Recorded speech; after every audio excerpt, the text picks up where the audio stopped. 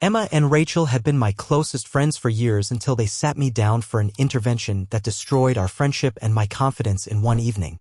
I was just getting home from a particularly draining day when I found them both sitting on our living room couch with these serious expressions that immediately made my stomach drop.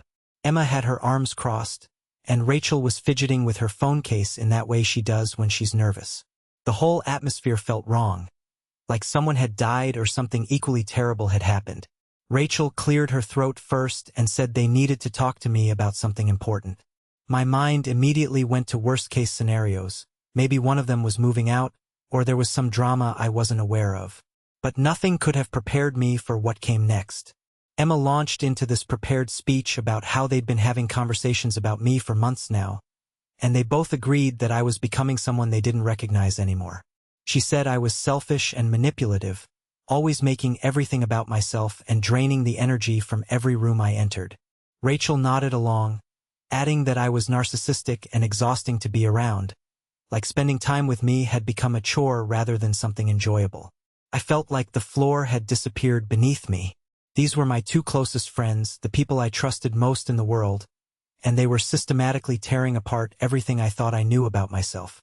Emma continued, explaining how I apparently ruined everyone's happiness with my toxic behavior, how I twisted situations to make myself the victim, and how I never truly listened to anyone else's problems because I was too focused on my own drama. The worst part was how coordinated it all felt. They had clearly rehearsed this conversation, taking turns to deliver different aspects of their criticism. Rachel mentioned specific instances where I had supposedly been manipulative, bringing up times when I had asked for emotional support during difficult periods in my life. According to her, I was just using them as emotional dumping grounds without giving anything back in return. My hands were shaking as I tried to process everything they were saying. I kept thinking about all the times we'd laughed together, all the late-night conversations, all the moments I thought we were building genuine friendships. Had I really been so blind to my own behavior? Was I actually this terrible person they were describing? Emma then suggested that I needed to seek professional help because my behavior was beyond what friends could handle. She said I should consider moving out because living with me had become too stressful for Rachel, and they both needed space from my toxicity. The words hit me like physical blows, each one confirming my worst fears about myself. I tried to defend myself, to explain that I never intended to hurt anyone, but they had an answer for everything. Every attempt I made to clarify or apologize was met with more examples of my supposed toxic behavior.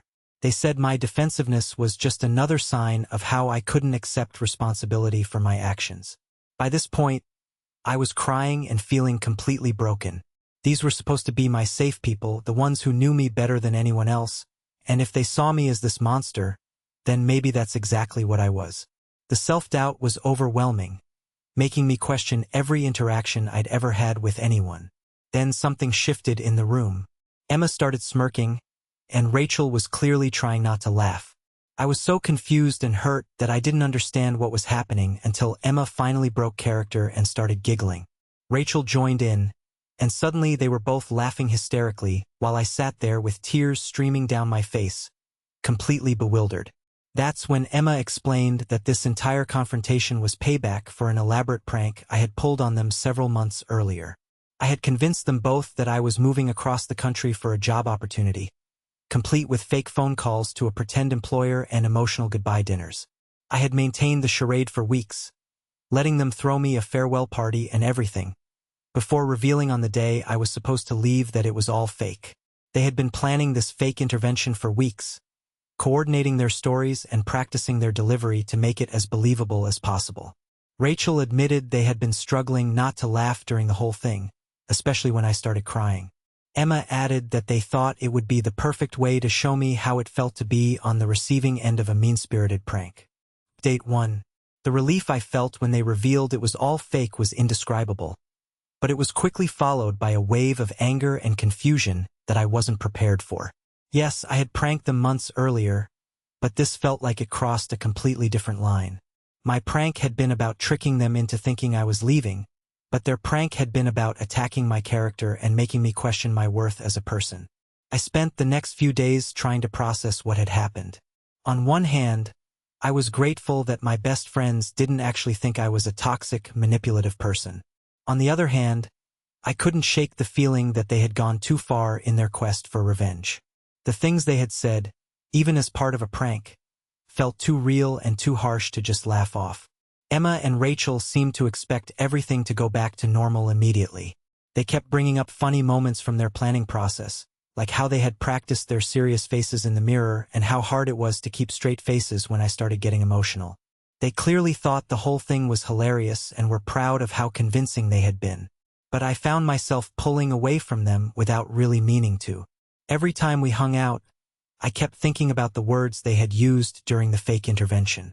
Even though I knew it wasn't real, hearing them say those things about me with such conviction had planted seeds of doubt that I couldn't seem to uproot. Rachel noticed my distance first and confronted me about it one evening while Emma was out. She said I was being overly sensitive about what was obviously just a harmless prank, and that I should be impressed by how well they had executed their plan rather than holding a grudge about it.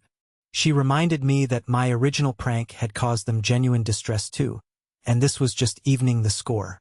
I tried to explain that there was a difference between making someone think you're moving away and making someone think they're fundamentally flawed as a person, but she didn't seem to understand the distinction. She said I was being dramatic and that if I really trusted our friendship, I would know that nothing they said during the fake intervention reflected their actual feelings about me. The problem was, some part of me wasn't entirely convinced. They had been so specific in their criticisms, bringing up real situations and interactions in their fake complaints. How could they have been so detailed and convincing if there wasn't at least a grain of truth in what they were saying? Maybe they had used the prank as an opportunity to voice some real concerns under the guise of fake ones. Emma's attitude was even more frustrating. She seemed genuinely confused about why I wasn't laughing along with them about the whole thing. She kept saying that she thought I of all people would appreciate the creativity and effort that went into their revenge prank, given how elaborate my original prank had been. She couldn't understand why I was making such a big deal out of something that was meant to be funny. I started spending more time alone, partly because I needed space to think and partly because being around them felt different now. Every joke they made, every casual comment about my behavior, made me wonder if there was hidden meaning behind it. The easy, comfortable dynamic we had always shared felt strained and artificial. Things got more complicated when other people in our friend group found out about the prank war. Some of them thought Emma and Rachel's fake intervention was brilliant and hilarious, saying it was the perfect comeback to my moving prank. Others were more critical, suggesting that attacking someone's character and self-worth went beyond acceptable prank territory. The mixed reactions from our friends made me feel even more confused about how I should be responding. Was I being too sensitive, or were my feelings justified? Had they crossed a line, or was I just unable to take what I had dished out? The uncertainty was eating away at me, making it hard to focus on anything else. Update 2. 3 weeks after the fake intervention, something happened that completely changed my perspective on the whole situation. I was having coffee with another friend from college who didn't know Emma and Rachel well, and I ended up telling her the whole story. I expected her to either laugh along or sympathize with my hurt feelings, but her reaction was neither. She listened to everything without interrupting, and then asked me a question that caught me completely off guard. She wanted to know why I had felt the need to pull such an elaborate prank on my closest friends in the first place. What had motivated me to put them through weeks of emotional distress about losing me? I started to give her the same explanation I had been telling myself, that it was just a harmless joke, that I wanted to see how much they cared about me, that I didn't think it would be such a big deal. But as I was talking, I realized how hollow those reasons sounded. The truth was more complicated and less flattering than I wanted to admit. I had been going through a difficult period in my life around the time of my original prank. I was feeling insecure about my friendships and questioning whether people really valued me or just tolerated me. The fake moving scenario had been my way of testing their feelings, of forcing them to express how much our friendship meant to them. It was manipulative even if I hadn't consciously intended it that way. My friend pointed out that if I had needed reassurance about our friendships, there were healthier ways to get it than by deceiving them and causing them genuine grief. She also noted that their fake intervention, while cruel, might have been their way of showing me how it felt to have someone you care about manipulate your emotions for their own psychological needs. This conversation forced me to look at the whole situation differently. Maybe Emma and Rachel's prank wasn't just about revenge. Maybe it was about showing me the impact of my own behavior in a way that would actually make me understand. My prank had been rooted in insecurity and a need for validation, and their response had given me a taste of what it felt like to have someone mess with your head and emotions. I realized that I had been so focused on feeling hurt by their fake intervention that I hadn't really considered how my original prank had affected them. They had spent weeks genuinely grieving the loss of our friendship, planning farewell gatherings, and preparing themselves emotionally for me to disappear from their lives. The relief and joy they felt when they discovered it was fake had probably been just as intense as the devastation I felt during their fake intervention. But there was another realization that was even harder to swallow. Some of the things they had said during their fake intervention, while exaggerated and delivered harshly, weren't entirely untrue. I did have a tendency to make things about myself, and I could be emotionally demanding in ways that I hadn't recognized. My original prank was evidence of that. I had put my need for validation above their emotional well-being. The next few days were a period of intense self-reflection. I found myself thinking about other interactions and relationships in my life, looking for patterns of behavior that I might have been blind to. It was uncomfortable and sometimes painful, but it felt necessary. I also started to understand why Emma and Rachel had seemed so confused by my reaction to their prank. From their perspective, they had given me exactly what I had given them, a temporary emotional manipulation that revealed something true about our relationship. They probably expected me to appreciate the symmetry and cleverness of their response, not to take it as a genuine attack on my character. The more I thought about it, the more I realized that their prank had actually been a gift, even though it hadn't felt like one at the time. It had forced me to confront aspects of my personality and behavior that I needed to work on, and it had shown me how my actions affected the people I cared about most. Final update. A month and a half after the whole prank situation began, I decided it was time to have an honest conversation with Emma and Rachel. Not about the pranks themselves, but about what they had revealed about all of us and our friendship. I asked them to sit down with me in the same living room where their fake intervention had taken place. The irony wasn't lost on any of us, but this time the conversation was going to be real and much more vulnerable than anything we had shared before. I started by apologizing for my original prank, but not in the generic way I had before. I explained that I now understood that my need for validation had led me to manipulate their emotions, and that no amount of insecurity justified putting them through that kind of deception. I acknowledged that their farewell party and the weeks of preparation for my departure represented genuine grief and love that I had taken advantage of. Emma and Rachel were quiet as I talked, and I could see them processing what I was saying. Rachel admitted that they had been hurt by my prank but hadn't really examined why beyond the surface level of being deceived.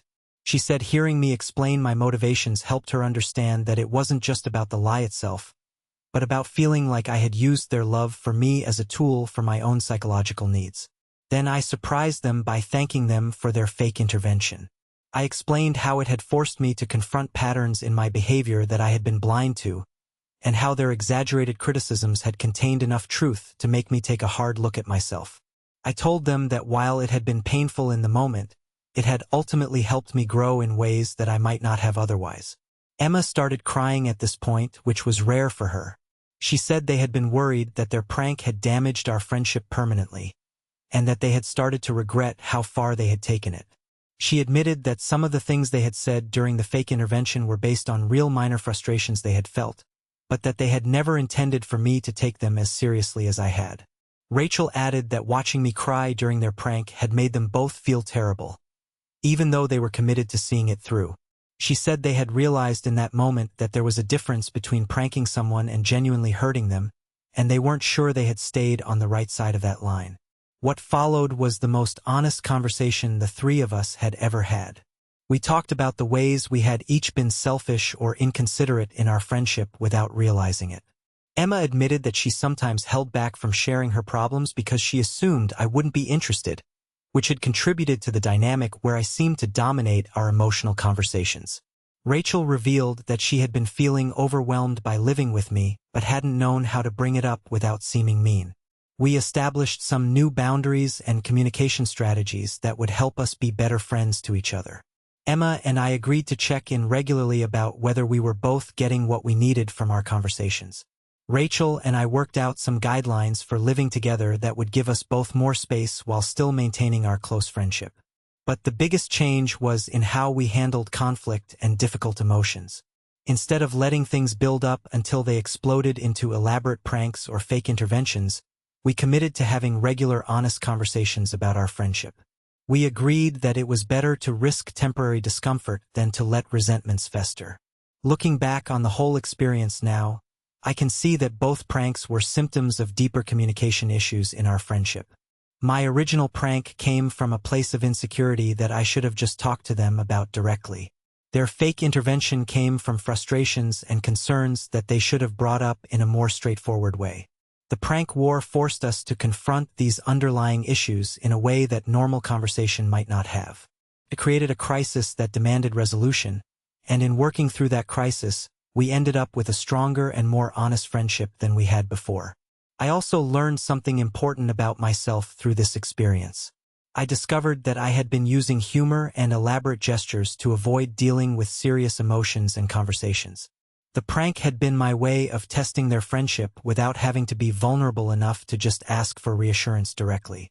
Emma and Rachel taught me that real friendship isn't about proving your devotion through dramatic gestures or enduring elaborate tests. It's about showing up consistently for each other, being honest about your needs and feelings, and caring enough to have difficult conversations when necessary.